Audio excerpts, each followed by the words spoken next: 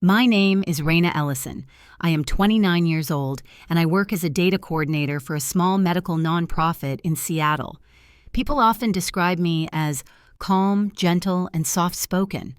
I used to think those were strengths. On the night of my wedding, I learned how quickly gentleness can be mistaken for weakness. Because on my wedding night, I hid under the bed to play a small prank on my new husband, Leon. Something silly, something lighthearted. Something that felt like the first memory of a hopeful future. Instead, I discovered the truth that ended the entire marriage before it ever really began. I still remember the cold hardwood floor pressing into my skin as I slid under the bed, my wedding dress bunched awkwardly at my waist, the lace catching on the frame. A sharp chill ran along my spine, but I tried to hold my breath so Leon would not hear me. My plan was simple. He would walk in, I would grab his ankle, and we would both laugh. That was the version of my life I still believed in. As I shifted slightly, the olive wood bracelet on my wrist brushed the underside of the bed frame. It was a gift from my foster mother, a quiet woman who taught me that every choice carries a vibration. The sound of the wooden beads tapping the metal felt like a warning, but I ignored it. Then the door opened, but it was not Leon who walked in. It was his mother, Raina Caldwell. Her heels clicked against the floor in a measured rhythm, the kind of rhythm that belonged to someone who controlled more than she ever admitted. She stood still for a moment, and I watched the hem of her dark navy dress through the thin gap below the bed skirt. My breath locked in my chest. I assumed she came in to take something she had forgotten. I prepared myself to squeeze further back, to stay hidden, to wait. Then she spoke. Her voice was low and precise, the way someone speaks when they know no one can challenge them. She said, "Put me on speaker. I want to hear him clearly." A soft beep echoed, followed by the faint static of a call placed on speakerphone. My heart began to pound. Then I heard Leon's voice, calm, relaxed, almost bored. "Is everything set?" he asked. Verena answered, "Of course, I told you, she is perfect for this. The girl is gentle, quiet, and easy to guide, exactly the type we needed." My fingers trembled against the floor. My olive wood bracelet shifted again, brushing the frame with a small, dry sound. Leon exhaled in a satisfied tone. "Good. The sooner we get the apartment in my name, the faster we can move on. I cannot drag this out for too long." Verena continued, 6 months. That is enough time. After that, you can end it in a clean way. I already prepared the documents. You will not need to worry about anything. Just keep her believing you care. These kinds of women always want to believe in love. The air in the room felt colder than the floor beneath me. She ended with one final sentence that fractured. Something inside me. She's too soft to question anything. She's exactly what I was looking for. The silence that followed was not empty. It was sharp, metallic, the kind that cuts the air in slow slices. I did not cry. I did not gasp. I did not even blink. Something inside me did not break. It woke me up. A calmness spread through me, a strange quiet that I had never felt before. It was not fear. It was not grief. It was recognition. My fingers closed around the olive wood bracelet. My foster mother used to say, "If they mistake your quiet for weakness, let them. It will teach them faster than anger ever will." As I lay there, hidden in the dark space beneath my own wedding bed, I felt the truth settle into my bones. If they thought I was weak, then they had chosen the wrong woman, and that was the moment my story truly began. Before I take you into the rest of it, into the months that followed and the choices that shaped everything, I want to invite you to stay with me. If this opening touched something familiar or stirred something inside you, you can gently tap like and subscribe. It helps this story reach others who may need it, and it lets me know you are here, walking through this with me. The moment Verena left the room, I stayed under the bed for a long time. I was not frozen. I was listening to the echo of my own breathing, slow and steady, trying to understand how a life that felt warm just hours earlier could turn so cold. Eventually, my legs began to ache, and the fabric of my wedding dress scratched against the floor. I slid out carefully, brushing dust from the skirt, the lace catching on the edge of the frame. The smell of the room was the same as before the ceremony, soft and floral, but it felt different now, as if the air had thinned.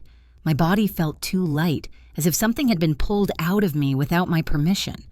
I stood up slowly, holding onto the bedpost to steady myself. My dress, once pristine, was marked with gray smudges. My palms were dusty. Yet the strangest thing was the hollow feeling inside my chest. Not a sharp pain, not rage, but an empty space where trust had been.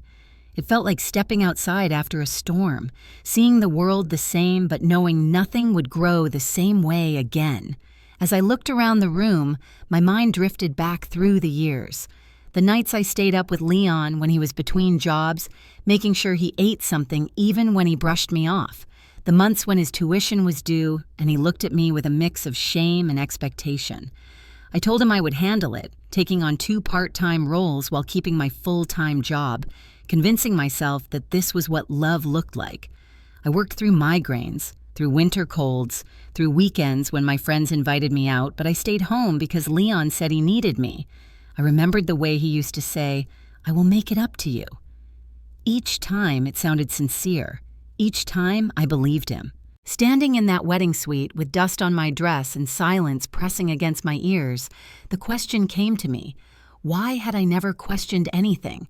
Why had I never wondered why every sacrifice came from me and none from him? This was the first true moral conflict I had ever felt in my marriage. Not guilt, no shame. Just a quiet realization that I had never allowed myself to imagine he could love me less than I loved him. I did not cry. I did not pace the room. I simply walked toward the small vanity and stood in front of the mirror. My reflection startled me. The makeup, still intact, made me look too composed for what had just happened. My hair had loosened slightly, strands falling over my shoulders. My eyes looked tired rather than broken. I cupped water from the sink and washed my face, letting the coldness ground me. When I lifted my head again, I whispered to myself, did I just lose 10 years, or did I finally find myself again? The question lingered, not demanding an answer, but opening a door inside me that had never existed before. I packed without noise. A pair of flats, my small purse, the olive wood bracelet still warm from my skin. The ring Leon had placed on my finger hours earlier stayed where it was, not out of attachment, but because removing it felt too dramatic for the quiet resolve building inside me. I walked out of the suite without leaving a note. I did not need to explain anything to a man who had already written the ending long before I ever suspected there was a beginning. Downstairs, the hotel lobby was dim, lit only by soft wall sconces. A few guests lingered near the reception desk. My steps were light, deliberate. When I reached the front doors, I saw her. Lena Brooks, my 62-year-old neighbor, stood near one of the large planters, as if waiting for someone or maybe simply resting after an evening walk. She wore a pale blue shawl, and her silver hair was pinned loosely. Her eyes lifted to mine, and in that 1 second, I knew she sensed something.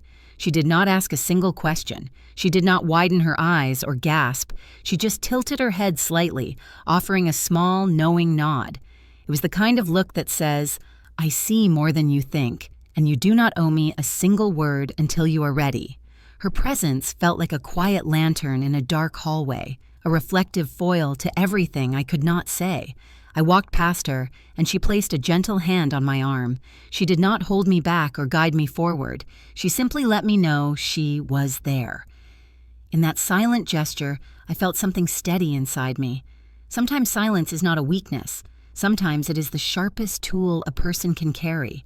I did not go home right away. I walked for nearly an hour through the quiet streets around the hotel, letting the cool Seattle air settle into my skin. My heels clicked softly against the pavement, the only sound in an otherwise silent night. When I finally reached my small apartment, the sky was starting to pale. I unlocked the door, stepped inside, and closed it behind me with the gentlest click, the kind of click that announces nothing but marks a transition. I set my small wedding clutch on the table, slipped out of the dusty dress, and changed into simple cotton pajamas. The apartment felt familiar but distant, as if I were walking into a memory rather than my home. I sat at the edge of my bed, pulled my phone from the clutch, and stared at the screen for a long moment. My fingers hesitated before they moved. Then I opened the voice memo app. The file was still there. The recording I had made unintentionally by rolling onto my bracelet and pressing the side button when I slid under the bed. When I tapped play, the sound filled my quiet room, the faint rustle of fabric, Verena's heels, the cold calculation in her voice, Leon's indifference. This time, I listened differently, not through the shock of discovering who they were, but through the lens of someone finally understanding herself. Every sentence she spoke unfolded like a puzzle I had ignored for years. Her words were precise, intentional. Not a single syllable was wasted. When she said I was the perfect candidate because I was quiet, she was not insulting me. She was categorizing me, sorting me the way someone sorts documents in a filing cabinet, deciding which ones are useful and which ones can be discarded later. When Leon agreed, his voice flat and unbothered, it was the final thread holding the illusion together. The truth did not stab. It simply rearranged everything I thought I knew. I replayed the recording twice, then a third time, each repetition slowing me down. The technique my foster mother taught me as a teenager surfaced naturally. When something hurts, do not rush. Slow down at the pivot. Let the truth settle, and it will reveal more than the moment itself. And it did. I began tracing back the red flags I had dismissed. There was the afternoon 2 years ago when Leon suggested we put the new condo under his name because it would be cleaner on paperwork, since he had a more stable job. The words felt off even then, but I swallowed my instinct and told myself I was overthinking. There were the dinners when Raina asked about my salary with a smile, always in that polite tone that made the question feel harmless. She asked whether I planned to step back from work once Leon's career progressed. Her phrasing had always sounded like concern. Now I recognized it as strategic positioning. Then there were the offhand comments Leon made about how exhausting it was for a man to come home to a partner who was always working. He once joked that I should be grateful he did not expect me to become a full-time homemaker. I laughed along because I thought he was teasing. I see now it was a small test, a way to measure my boundaries by pretending it was humor. But the most jarring revelation came when I decided to check something I had never bothered to. Look at closely. I opened my laptop, logged into my credit report, and scanned the recent inquiries. At first, I did not see anything unusual. Then one line caught my eye. A hard credit pull, requested months ago, under Leon's name. I froze. A credit score check without my permission is not a misunderstanding. It is a decision, a calculated one, a way to assess my financial value not as a partner, but as an asset. The realization was not loud. It did not come with tears or anger. It arrived quietly, shaping itself inside me with the weight of undeniable truth. For years, I believed I was building a future with someone I loved, but Leon had been building a plan, and I happened to be part of the blueprint, not the purpose of it. I closed the laptop slowly, letting the lid fall with a soft sound. My pulse was steady, my breathing even. This was not panic. It was awareness. Awareness is the first step toward reclaiming a life. I sat there in the dim light of my bedroom, and for the first time in years, I felt my instincts wake up. Not loud, not dramatic, but sharp, quiet, and undeniably mine.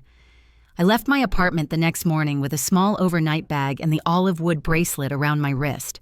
I told no one where I was going, not because I feared Leon would come looking for me, but because I needed space that belonged entirely to me. My foster parents lived 40 minutes outside the city, in a quiet neighborhood surrounded by tall pines and long, familiar sidewalks. When I pulled into their driveway, everything felt exactly as it had when I was 17, arriving here with more uncertainty than belongings. My foster mother opened the door with her usual warm smile, but I could sense the questions behind her eyes. I hugged her longer than usual, trying to steady myself through the comfort of someone who had never taken advantage of my quiet nature. My foster father waved from his armchair, a mug of tea in his hand. They welcomed me in without pressing for explanations. I offered none. I told them I needed a few days to rest, and they accepted it as easily as they accepted me years ago. That was the gift of people who loved without conditions. Throughout the day, I helped my foster mother prepare simple meals, folded laundry, and sat with her in the living room while the news played softly. I answered questions with small smiles and reassured them that I was simply tired from the wedding. None of it was a lie, yet none of it was the truth. Silence is not always deception. Sometimes it is protection. As evening settled, I stepped outside to the front porch to breathe the cool air. The sun was dipping behind the trees, painting the sky in muted orange and soft gray. I sat on the top step, pulling my knees close, letting the quiet stretch around me like a blanket. After a few minutes, I heard footsteps approaching from the left. Lena Brooks appeared through the thin line of trees between our houses. She carried a cup of chamomile tea and wore a light cardigan over her dress. She did not ask why I had left the wedding hotel alone. She did not ask why I was here instead of on a honeymoon. She simply handed me the warm cup and lowered herself onto the step beside me. She waited until I took the first sip before speaking. She said, "My dear girl, silence is sometimes the only answer they never plan for." Her voice was soft, almost thoughtful, as if she had lived enough to know how people react when confronted not with anger, but with calm distance. She did not pry. She did not lecture. She rested her hand over mine for a moment, letting me know I did not have to explain anything to be understood. That was her gift. Reflective, steady, and kind. Being near her loosened something in me, and when I returned to my room later that night, I felt steadier than I had in months. I pulled out my laptop, opened a blank document, and began typing. Not a letter or a confrontation, a list. A clear, organized inventory of the past years. My salary breakdown, the payments I covered for Leon's schooling, the debts I paid off on his behalf, household bills, medical visits, car repairs, every small detail of the life I had held together while he focused on himself. It was not revenge. It was clear. Halfway through the list, I paused and opened our joint account. I expected routine withdrawals, grocery payments, and monthly expenses. Instead, I found transactions I did not recognize. Transfers labeled with abbreviations linked to high-risk investment platforms. Several withdrawals of significant amounts. None of them discussed it with me. My stomach tightened. Financial decisions in a marriage require transparency. But this was not a miscommunication. This was deliberate. I clicked through the details, reading each line carefully, the slow pivot of understanding sinking deeper into place. If one of his investments failed, legal repercussions could involve both of us. My name, my credit, my future. The realization did not shock me. It confirmed something that had been forming since the wedding night. Leon was not careless. He was calculated. Every choice he made came with a cost, and every cost had quietly fallen on me. I stared at the list I had typed and added a new section titled Risks. Under it, I wrote every suspicious investment I had found. The more I wrote, the clearer the power shift became. Not loud, not dramatic, but unmistakable. Knowledge is its own kind of leverage. I was no longer walking blindly. I was preparing. When I finally closed the laptop, the porch light flickered through the window, casting a soft glow across the room. I touched the olive wood bracelet once more, letting the familiar texture remind me of the truth I had begun to embrace. Silence was not my weakness. It was becoming my strongest weapon. Back in my room at my foster parents' home, I sat cross-legged on the bed with the soft glow of the lamp casting a warm circle around me in the quiet. Of the house settled over my shoulders in a comforting way, not heavy, not suffocating, just present. I opened my laptop again but could not continue the list. Something else had begun pressing at the back of my mind. A memory, a small one, something easy to overlook. Months earlier, Leon had asked me to help him back up his phone before he upgraded to a newer model. I remembered connecting it to my computer, seeing the folders populate, and thinking nothing of it. He stood behind me the whole time, tapping impatiently, telling me to hurry because he had a meeting. My instinct now was different. I opened the backup folder and began scrolling through the files with slow, deliberate focus. I found them much faster than I expected. Several audio clips tucked into a directory labeled Notes, short voice memos, unnamed, unsorted, the kind of thing someone records quickly, assuming no one else will ever hear them. My fingers hovered over the trackpad for a moment, breath steady, shoulders relaxed. Then I clicked play. Leon's voice filled the room, not the voice he used for me, not the smooth, gentle tone he adopted when he wanted something. This was unfiltered, slightly arrogant, a touch amused. He was speaking to a friend. I recognized the laughter in the background. It was Mark, one of his college buddies, the one who always joked about marrying rich or marrying smart. Leon said, "Raina is sweet, too sweet sometimes. She's perfect for settling down, easygoing, predictable, stable, you know the type." My jaw clenched slightly, though my breath stayed steady. Then he added, "She's the kind of woman you build a foundation on while you work toward the real goals. She does not get in the way. She keeps things calm so you can focus." There was a pause on the recording, followed by laughter, a low, knowing laugh. Mark asked him something I could not hear clearly. Leon responded, his tone growing even more candid. "I have bigger plans than this. This is just the step before the step. You get what I mean." The friend laughed louder this time, saying something like, "Man, you always know how to play the long game." Leon chuckled. "You have to. And she fits the role. She fits it perfectly." I stopped the recording there, not because I could not listen further, but because the truth in those words did not need repetition. It did not need emphasis. It already lay clean and visible, like a shard of glass glinting in sunlight. I leaned back against the headboard and let the silence fill the room again. My mind did not spiral. It did not run toward questions like, was I never enough? Or, did he ever love me? Those questions belonged to my younger self, the version of me who believed that loyalty guaranteed loyalty in return. Instead, an inner monologue surfaced, slow, measured, honest. He did not marry me because he loved me. He married me because I made his life easier. He married me because I held the weight while he freely climbed. He married me because I was steady, not because I was special to him. The truth hurts in the way cold air hurts when it hits a fresh bruise, a sting, a pulse, a reminder, but not devastation. Not anymore. I opened the next file. This one was shorter. Leon spoke in a quieter tone, as if confessing to himself. "She is good, like genuinely good. She thinks doing the right thing matters. Sometimes I feel bad using that, but what else can I do? Everyone uses what they have. She is what I have." I closed the laptop, not with force, not with trembling hands. I closed it gently, the same way you close a book when you reach a chapter that changes your understanding of the entire story. He had shown me who he was long before the wedding night. I had simply refused to see it. That was not a weakness. It was hope, a human flaw, a loving flaw. But now I am awake. Understanding Leon did not trap me. It freed me. His hidden corners were no longer shadows to fear. They were maps, indicators, reminders of why I had to keep moving. The man I once loved did not exist. The man he truly was did, and I was finally willing to see him clearly.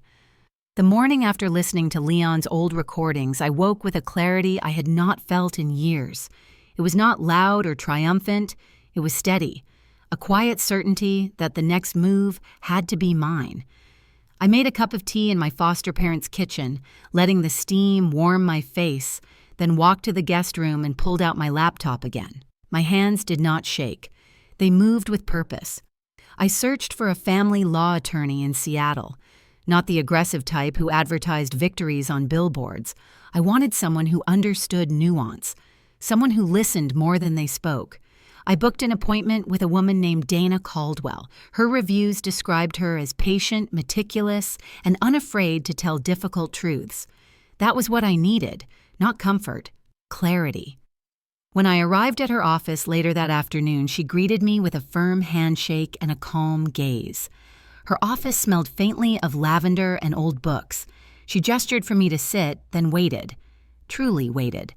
Not the polite kind of waiting meant to fill silence, but the kind that invites you to speak only when you are ready. It made it easier for me to begin. I told her I was newly married, though the word married felt misplaced in my mouth now. I explained that I had discovered a plan. Cold, calculated, designed by my husband and his mother. I did not dramatize anything. I recounted the facts. I told her I had recordings. I told her I wanted to understand my position. Then I added, I am not here to launch a war. I am here to understand who the law stands with. She nodded, hands folded on her desk. When I finished, she opened a thin folder and began asking questions. How much of Leon's education I paid for, whose name appeared on the lease of our apartment, who covered utilities, what debts were tied to which account. She took notes slowly, pausing only to ask for clarifications. After nearly 40 minutes, she leaned back in her chair, not triumphant, not shocked, simply thoughtful. She said, Raina, I want you to hear this without letting emotion cloud the meaning. From everything you have shared, the majority of your marital assets and stability were created through your effort, not his. Legally, economically, and ethically, you are the one who has contributed to the foundation of this marriage. Not him, I exhaled, feeling an odd mixture of relief and sorrow settle inside me. Validation is a strange balm. It soothes and stings at the same time. She continued, You have the legal upper hand. If this goes to court, the evidence, the financial trail, and the recordings all point in your favor, but you need to move carefully. Then she gave me the piece of advice that carried both weight and controversy. Do not tell him anything, not yet, not a single step you are taking. Silence is your leverage. Let him think you are exactly who he believes you are. Her words did not surprise me. They aligned with the instinct that had been waking inside me since the wedding night. Still, hearing them from a professional made the truth sharper. I nodded slowly and replied, I understand. And I meant it. When I returned home, Lena was sitting on her porch, trimming wilted petals from a potted plant. She glanced up as I approached, studying my face with those thoughtful, perceptive eyes that always seemed to notice more than I said. She did not ask about the appointment. She simply patted the empty chair beside her. I sat down. She handed me a small folder she had been keeping on her lap. I found some of the old papers you might need, she said softly. Bills you mentioned before, receipts you left in your mailbox a while back. I had a feeling you might want them. It startled me how she always seemed to appear at the precise moment I needed steadiness. We spread the documents across the small table between us. There were loan statements, payment receipts, and old bank deposit slips. Evidence of years I had quietly carried more weight than I ever admitted. As I organized them into piles, Lena said, When a person takes advantage of your goodness, they expect you to react with noise. Anger, outrage, but silence, my girl. Silence is the one thing they never prepare for. Her words echoed Dana's advice, forming a bridge between my personal instincts and the legal strategy now unfolding. When I finished sorting the documents, I felt something shift. Not closure, not revenge, something simpler. A first step, one taken in silence but grounded in truth. I tucked the papers into my bag and held the olive wood bracelet with my free hand. Its smooth surface felt warm under my fingers, as if reminding me that every quiet choice I made now was shaping the path ahead. I was not fighting back. I was preparing, and preparation is a form of power. Returning to Leon felt like walking back into a stage set, every detail familiar, every surface unchanged, yet nothing truly the same. I drove to our apartment with a calmness that surprised even me. My hands stayed steady on the wheel, my breathing measured, my mind focused.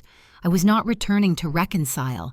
I was returning to observe, to let the mask slip on its own. When I unlocked the door, Leon was in the kitchen, slicing fruit as if preparing a breakfast he had never once volunteered to make before. He looked up quickly, a wide smile plastered across his face. Too wide, too practiced. He stepped toward me, wiping his hands on a towel. "There you are. I was worried. I called a dozen times." His voice carried lightness, but I could hear the pressure beneath it. The fear of losing control. I set my bag down gently by the door. I needed some air. He nodded with an eagerness that did not align with his usual temperament. Leon was never eager. He was smooth, composed, and calculating. This new version of him was off balance. He reached for my hand. "I should not have let you leave alone. We can talk about everything. Whatever you felt last night, whatever upset you, I am here to make it right." The sweetness in his tone felt artificial, like syrup poured too thickly over stale bread. I let him hold my hand, not because I wanted to, but because pulling away would reveal too much too soon. Silence is not avoidance. Silence is strategy. He guided me to the table where he had laid out 2 plates with fruit and yogurt. He watched me as if studying my reactions, searching for cracks in the mask he believed I should have worn. I took a small bite and looked at him with the softest expression I could manage. "Thank you for breakfast." His shoulders relaxed slightly. "Anything for you." But his eyes flickered, searching, calculating.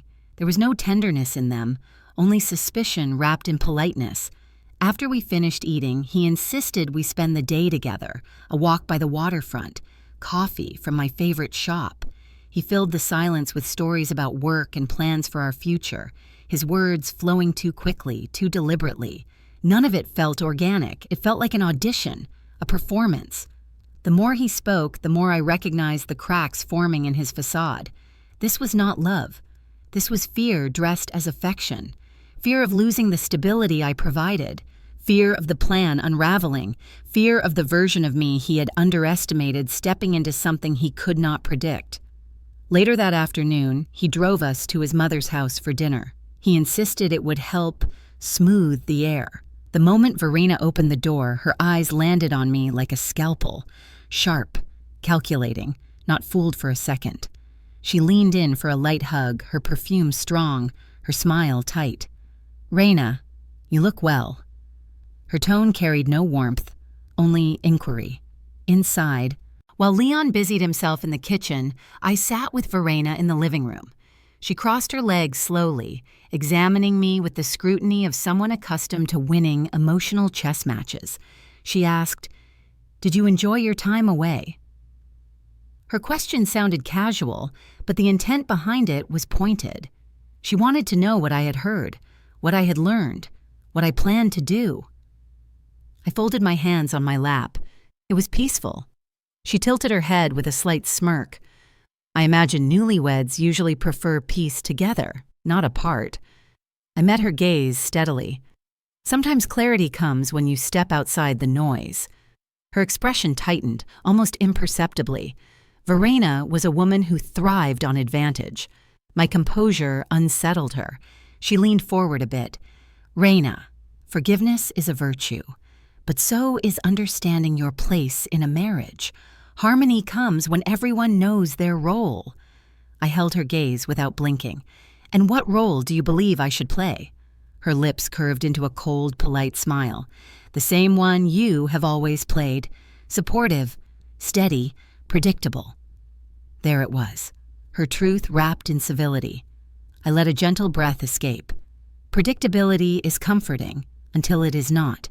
Her eyes narrowed. She recognized the shift, the quiet rebellion, the refusal to bend. For a moment, neither of us spoke.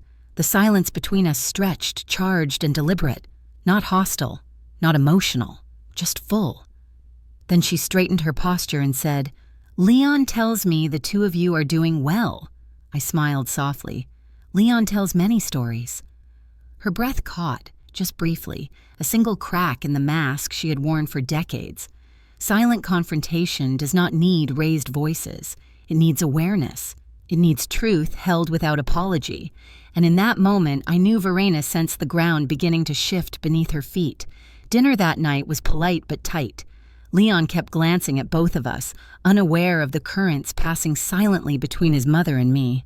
As we left, Verena placed a hand on my arm, a firm grip disguised as affection. "I hope you understand what is at stake." I met her gaze calmly. "I do." She released me slowly, and for the first time, uncertainty flickered across her face. The mask had begun to crack, and she knew I saw it. Verena called it a post-wedding family dinner, spoken with the satisfaction of someone who believed she still controlled the narrative. The invitation came through Leon, who delivered it with a bright smile and an overly rehearsed tone. He said his mother wanted to celebrate us properly. I nodded, pretending not to hear the urgency beneath his words. He needed reassurance. He needed to believe his plan was still intact. When we arrived at Verena's house, the lights glowed warmly through the large windows. Everything looked curated, like a magazine spread designed to project harmony and wealth. The table was set with polished silverware and wine glasses that sparkled under the chandelier. The scent of rosemary chicken filled the room, but even that felt staged, chosen to signal domestic comfort. Verena greeted us with a bright smile. Too bright.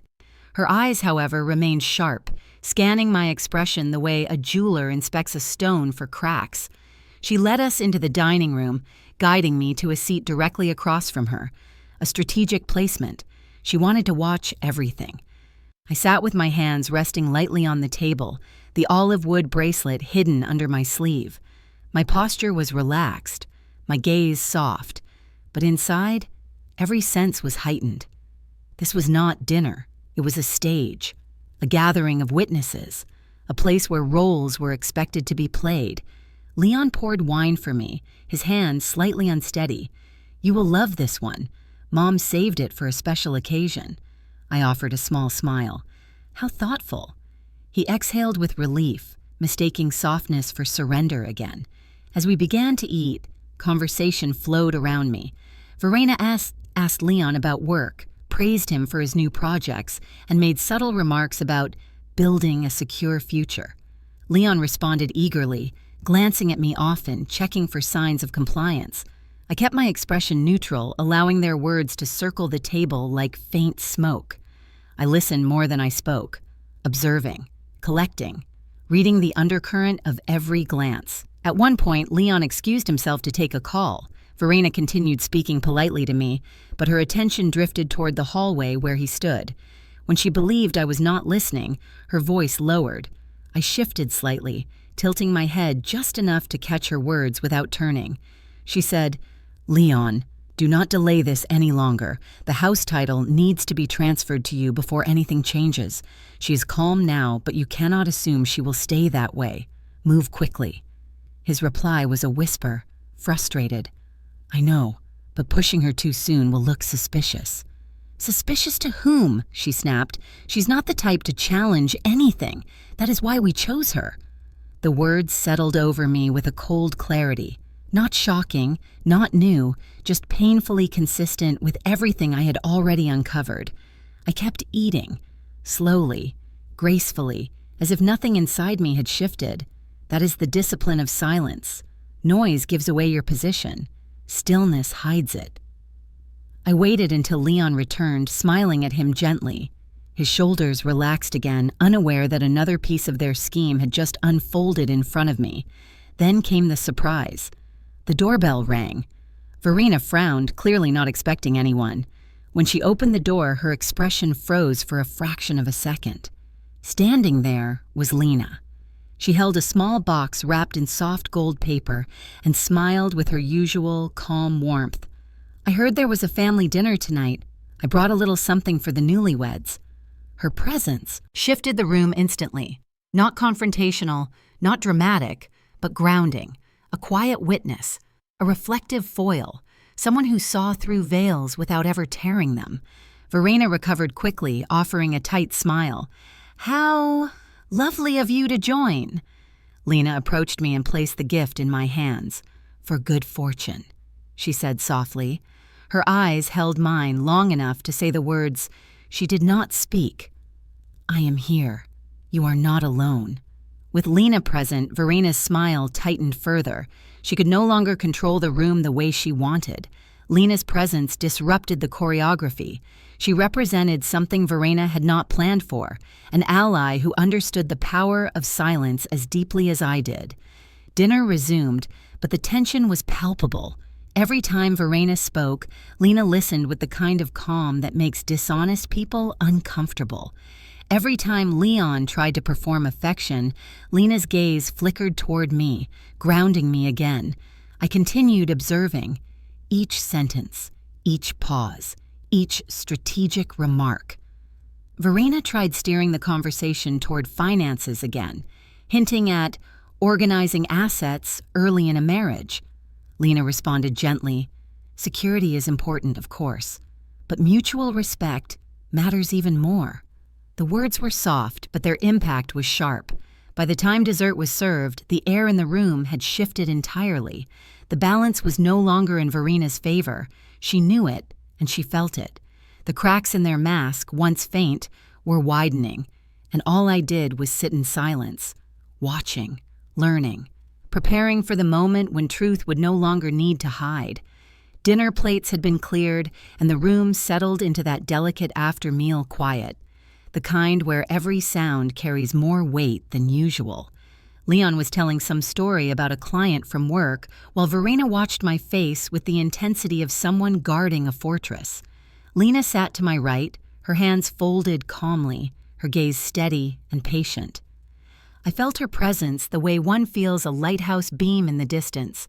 Not loud, not demanding, but unwavering. Verena reached for her wine glass, the light catching the rim. Her fingers brushed the stem with practiced elegance. That was the moment I chose. I slid my hand into my purse and pressed play on my phone. The recording began with the faint sound of heels clicking against the wedding suite floor. Then Verena's voice, sharp and unmistakable, filled the dining room. "She's perfect for this. Quiet, easy to guide. Exactly the type we needed." The room frozen. Leon's fork slipped from his hand and clattered against the plate. The sound echoed through the silence like a metal crack. Verena's fingers tightened around her wine glass, her knuckles turning pale. She did not lift it to her lips. Then Leon's voice emerged from the recording, calm, detached, almost bored. "The sooner we get the apartment in my name, the faster we can move on." The silence that followed inside that dining room was nothing short of electric. It stretched across the table, settling over everyone like a thick fog. But it was not chaos. It was clear, slow, deliberate clarity. No one spoke. I let the recording play until the last sentence faded, then placed my phone on the table. I did not look at Leon. I did not look at Verena. I kept my gaze fixed on the olive wood bracelet hidden beneath my sleeve, drawing strength from its familiar warmth. Then I stood. The motion felt unhurried, as if time had slowed to accommodate the weight of what was unfolding. I reached for the bracelet, slid it off my wrist, and placed it gently on the center of the table. The small wooden beads made a soft sound against the polished surface, a sound so quiet yet it carried more than any raised voice could. I said, "I have nothing to argue about. This is my part." That was all. I did not accuse. I did not demand apologies. I did not list the years I supported Leon or the sacrifices I made. The truth did not need embellishment. It simply needed air. Leon swallowed hard, his throat tightening around words he could not form. "Raina, wait, you are misunderstanding. That recording was taken out of context." I looked at him calmly. "I did not ask you to explain." The tone was not harsh. It was factual, steady. It pulled the ground from under him more effectively than shouting ever could. Verena leaned forward, her voice brittle. "You should not be playing private recordings at a family dinner. This is inappropriate." I turned my attention to her for the first time. Planning to use someone's life is also inappropriate. My tone did not rise. It did not need to. She opened her mouth again, but no words came out. Her silence was louder than anything she could have said. I reached into my bag and pulled out a neatly organized folder. The documents Lena helped me collect, the receipts I gathered, the proof of payments for Leon's tuition, the financial records Dana highlighted as essential. I placed the folder beside the bracelet. These are the things I contributed. These are the things legally tied to me. I am not here to fight. I am here to clarify. Leon's face went pale. "Why are you doing this in front of my mother?" I met his gaze with a steadiness he had never seen in me before, because this is where the story began. It should end in the same place. Lena, silent until now, placed her hand lightly on the table, grounding the moment with her presence. She did not speak, but her eyes met mine with quiet pride. Verena tried once more. "We can resolve this privately. There is no need to involve others." I shook my head. Privacy was never extended to me. Decisions were made about my life without my knowledge. Tonight, I simply returned the truth to its rightful owners. Leon pushed back from his chair, running a hand through his hair. "We can fix this. You just need to give me a chance." "Your chance was before the recording," I said softly. His face crumbled. Verena looked between us, realizing for the first time that silence was slipping out of her control. She had underestimated the one weapon she never prepared for, my refusal to react the way she expected. I picked up my purse. "I will let my attorney handle everything moving forward." The final crack in Verena's mask appeared then, subtle, sharp, unmistakable. I left the bracelet and papers on the table, symbols of truth, evidence of a life I had carried too long. Then I walked out, no raised voice, no final line meant to wound, just the steady, quiet steps of someone reclaiming her life. Because some truths do not need explosions, they only need space to be heard. I spent the next 2 days in a kind of quiet clarity, not numbness, not a shock, something steadier. I met with Dana, handed over the documents, replayed the recording in her office, and watched her expression shift from composed professionalism to firm resolve. She said she would prepare the paperwork. She said the case was clean. She said I had nothing to fear. I believed her. When the papers were ready, I agreed to meet Leon at the apartment. I arrived with a single small suitcase, the kind you carry when you know you are not coming back. The sun hung low through the living room windows, casting long, muted shadows across the floor. Leon was already sitting at the dining table. The divorce documents lay in front of him, the edges perfectly aligned as if neatness could disguise the truth written inside them. He looked up when I entered. His face was tight with exhaustion, anger, and disbelief. He stood quickly. "Raina, we can talk about this. You do not have to do it this way." I closed the door softly, rolling my suitcase beside me. "This is the only way left." His jaw flexed. "You embarrassed me in front of my mother. You ruined that dinner."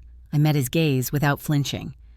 "Your mother ruined it the night she planned my marriage with you like I was another document to sign."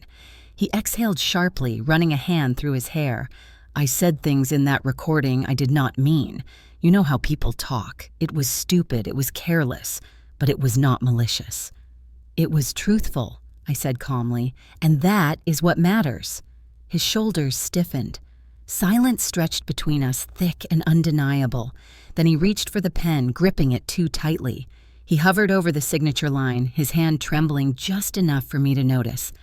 "This is not how marriages end," he muttered. I replied softly, "Ours never really began." He signed. The pen left a dark, sharp trail across the page, sealing the end of something I once believed would be my future. He pushed the documents toward me, bitterness tightening his voice. "There. Are you satisfied now?" "I am at peace," I answered. He looked away. A few minutes later, Verena arrived. She entered with the authority of someone used to controlling outcomes. She walked straight to the table, scanning the papers. Her eyes widened when she saw the signatures. She turned to me, composed, but strained. "We can negotiate better terms," she said quickly. "Leon can offer a formal settlement, something respectable, a gesture of goodwill." She slid a separate sheet of paper toward me. A compensation agreement, a lump sum meant to placate, a small price to pay to preserve their image, a closing gift for the woman they tried to use. I pushed it back with 2 fingers. "I do not need it." Her eyes narrowed. "Do not be foolish. Everyone takes something." I shook my head. "I do not need money from people who see me as a temporary tool." Her lips tightened into a cold line. "You are making a mistake." No, I said, my voice steady. I am undoing one. She inhaled sharply through her nose. This will follow you. Divorce without settlement looks bad. I held her gaze. Only to people who care more about appearances than honesty. The room fell silent. She looked at Leon, silently urging him to intervene, but he remained still, staring at the table as if the papers might rearrange themselves if he wished hard enough. Seeing neither of them speak, I reached for my suitcase handle. The smooth metal felt cool in my palm, grounding me.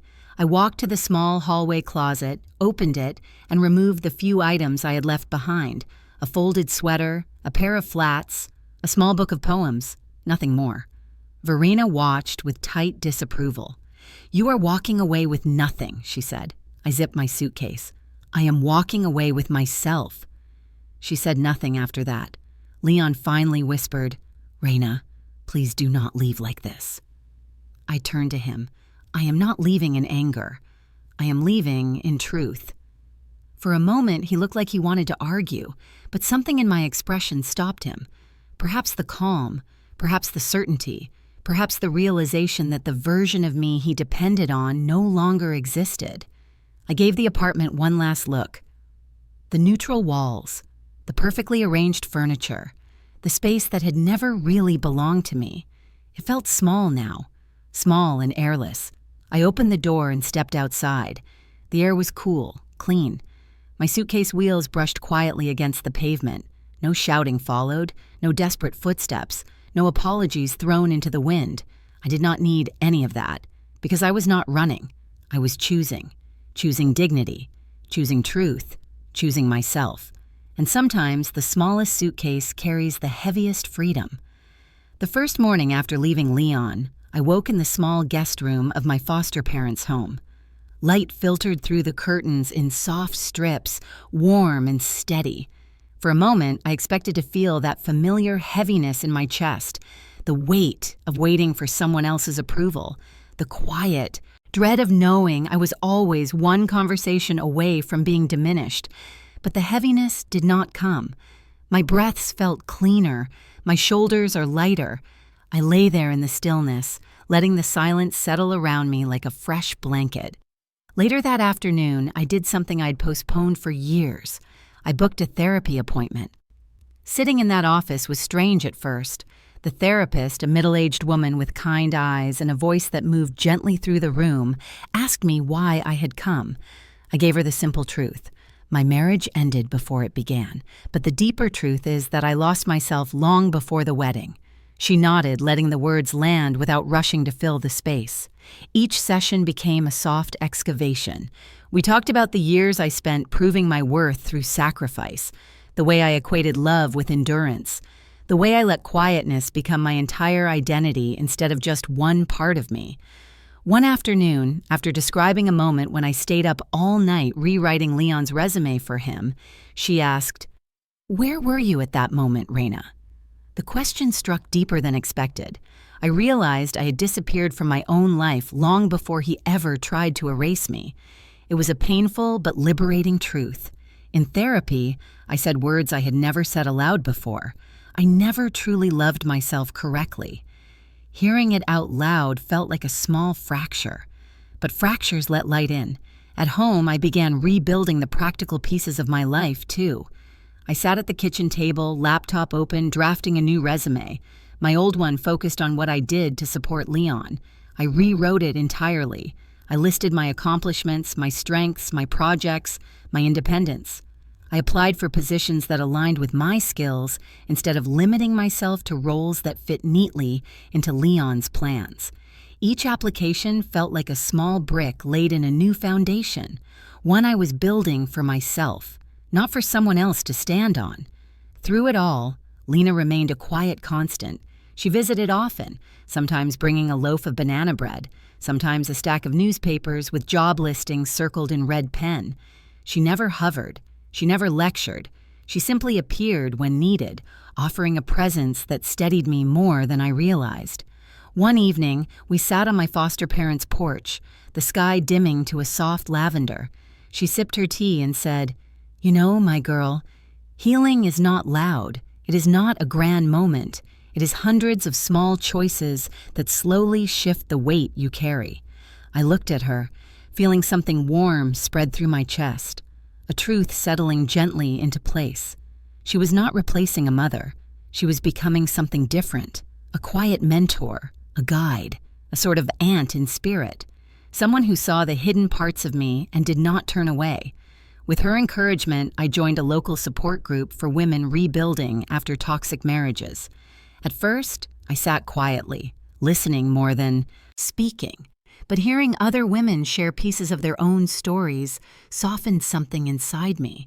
I realized I was not alone in the pattern of giving too much, trusting too freely, or confusing patience with self-abandonment. When I finally shared my story, my voice did not shake. It felt steady, as if the truth had been waiting a long time to step into the open. Slowly, daily moments became lighter. I began taking long morning walks. I cooked meals for myself without rushing. I let music fill the house. I rearranged the guest room, turning it into a space that felt like mine, with soft yellow lighting, a small potted plant, and the book of poems I always kept nearby but never read when I was married. A week later, I received a call from a nonprofit I admired. They invited me for an interview. The opportunity felt like a quiet promise, not a rescue, a beginning. On the night before my interview, Lena came by with a small velvet pouch. Inside was a simple silver pendant. She said, "Wear it if you want to. It has no meaning except the one you give it. Sometimes a new chapter needs a new anchor." I closed my fingers around the pendant, feeling its cool surface. The olive wood bracelet was still a part of me, a reminder of awakening. But this pendant felt like something else, a symbol not of what I survived, but of what I was becoming. In the weeks that followed, I felt the pieces of my life come together in a new shape. Not perfect, not healed entirely, but aligned, honest, my own. For the first time since I was a child, the future did not feel like something happening to me. It felt like something I was choosing. A few weeks after my interview, life settled into a new rhythm. Not an exciting one, not a dramatic one. A gentle rhythm that fit me in a way nothing in my marriage ever had. I'd started my new job at the nonprofit, where the work was steady and meaningful. I woke early, walked to the bus stop, made tea in my office mug, and slowly rebuilt a version of myself that felt grounded. It was during one of those quiet days that I met him. His name was Miles Carter, a software engineer contracted to help our nonprofit streamline our data system. I remember the first moment clearly because it did not feel like a moment at all. No electric spark, no movie scene music, just a man walking into the office kitchen holding a laptop under one arm and a slightly chipped mug under the other. He looked up when he saw me pouring hot water into my tea. He offered a small smile, not too wide, not too eager, the kind of smile that feels safe. "Morning," he said. "Morning," I replied. We exchanged nothing more than that, yet something about the simplicity of it stayed with me longer than expected. Maybe because it was the first conversation in months where I felt no pressure, no expectation, no need to perform softness or strength. I was simply myself. Over the next few weeks, we crossed paths more often. Sometimes in the hallway, sometimes at the office printer, sometimes outside the building when our breaks happened to align. Each conversation was light, unrushed. He asked about my work, not my past. He laughed easily, but never loudly, and when he listened, he really listened. There was no calculation in his eyes, no hidden agenda tucked behind polite questions. One afternoon, as we walked out of the office at the same time, he asked, "Do you take the bus home?" I nodded. He gestured gently toward the street. "Mind if I walk with you?" Something inside me braced. An instinct from a life where every kindness led to expectation, but I forced myself to breathe through it. This was not Leon. This was not a reenactment of old patterns. It was just a walk. We talked about small things, the weather, our favorite books, the stray cat that slept near the office steps. The conversation flowed with the ease of a stream, not a storm.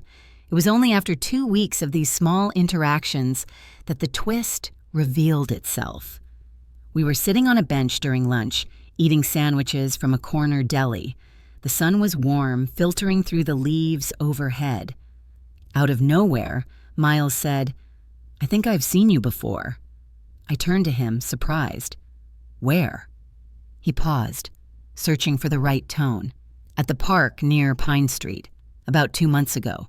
You were sitting under one of the big maple trees. You were crying, quietly." My breath caught. He added gently, "I walked by, and I wanted to ask if you were okay. But something in your expression told me you needed space, so I just left a tissue on the bench beside you." I blinked, remembering the moment, a cold afternoon. My marriage collapsed inside me before the wedding truth surfaced. I had gone to the park because it was the only place where crying alone did not feel like failing. I remembered a tissue appearing beside me. I had assumed the wind or a passerby dropped it accidentally. I never thought twice about it. Until now. I looked at Miles. "You did that?" He nodded. Sometimes people do not need questions. They just need one small gesture to remind them they are not invisible. The simplicity of his words felt like a thread stitching something tender inside my chest. No grand declarations, no rescuing, just a quiet presence. Our relationship, if I could even call it that yet, unfolded the same way. Slow, gentle, honest. He never pushed for details about my past, never asked why certain topics made me pause.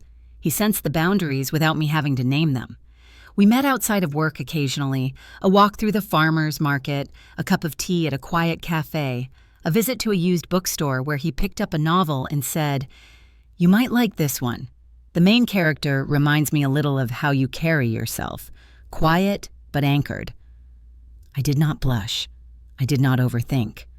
I just felt seen, not used, not evaluated, seen. Healing does not arrive as fireworks. It arrives as moments where you realize you are no longer bracing for harm. One evening, as we headed home from the bus stop, he slowed his pace and said, "I do not know your whole story, Raina, and I'm not asking for it. But if you ever want company in this new chapter, even just as a friend walking beside you, I would be honored." His tone was steady, respectful, free of expectation. I smiled softly. I think I would like that. Not a promise. Not a future carved in stone, just a choice, a gentle step, a new light, not blinding, just enough to warm the path ahead. 1 year after the divorce, I stood in the center of a small apartment on the 3rd floor of an aging brick building, surrounded by half-open boxes, sunlight stretching across the floor like a soft welcome. The space smelled of fresh paint and quiet possibility. It was not luxurious, it was not large, but it was mine. Mine in a way nothing in my marriage had ever been. The walls were a pale cream, warm enough to soften the morning light. The windows overlooked a courtyard filled with tall maples, their leaves rustling gently against the glass. I placed my hand on the cool countertop of the tiny kitchen, letting the stillness settle into me. No tension, no expectations, no eyes watching for weakness or obedience. Just breathe. My own breath. I unpacked slowly, taking my time with each item. A stack of books placed on a narrow shelf, a soft gray blanket draped across the couch, a ceramic mug Lena gifted me, painted with a single olive branch, and in a small velvet pouch, wrapped carefully between layers of fabric, was the olive wood bracelet. I held it in my palm for a long moment. The beads felt smooth, almost warm, as if carrying the memory of every moment that brought me to this place. The night under the wedding bed, the quiet walk to my foster parents' home, the porch where Lena spoke truth with gentle authority, the office where Dana explained my worth in legal terms, the silent dinner where I reclaimed my voice without raising it. The morning I walked away from Leon with a single suitcase, this small circle of wood had stayed with me through all of it. I walked to the window, pushed it open, and let the cool breeze fill the room. The air carried the faint scent of pine and fresh earth. I tied a thin piece of twine to the top corner of the window frame, then looped the bracelet through it. The beads clicked softly as they settled into place. Sunlight filtered through them, casting a warm, amber-colored pattern onto the floor, like a quiet blessing. It did not feel like a relic anymore. It felt like a release, a symbol of everything I had come through, a reminder that awakening often comes in the smallest sounds. That night, it was the tapping of these wooden beads on a metal bed frame that pulled me into truth. I stepped back and whispered, "If they thought I was weak, they chose the wrong woman." The sentence echoed gently through the room, not a declaration of triumph, a simple truth, a thematic echo that no longer carried the weight of anger, only clarity. My life had widened in the past year in ways I did not expect. My nonprofit work became something I cherished deeply. Helping people find resources, stability, and hope reminded me how far compassion can reach when it is given freely, not taken advantage of. Therapy continued too, not every week, but enough to keep me anchored, enough to remind me that healing is not linear. Some days still carried echoes of old patterns, moments where someone's raised voice made me flinch internally, moments where kindness made me suspicious. But those moments became fewer, gentler, easier to breathe through. And then there was Miles. We were not rushing anything. We met for coffee.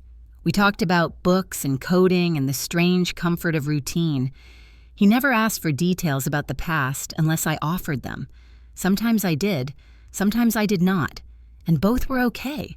He had a softness that was not demanded, a presence that felt like stepping into sunlight after months of gray clouds. He helped me assemble the new bookshelf in my apartment, tightening screws while I held the frame steady.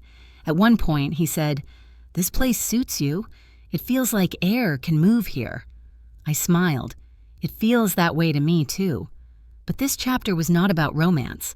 It was about rediscovering myself, about learning that safety can exist in my own footsteps, that companionship can grow without consuming, that love, if it comes again, can be chosen with my eyes open and my boundaries intact.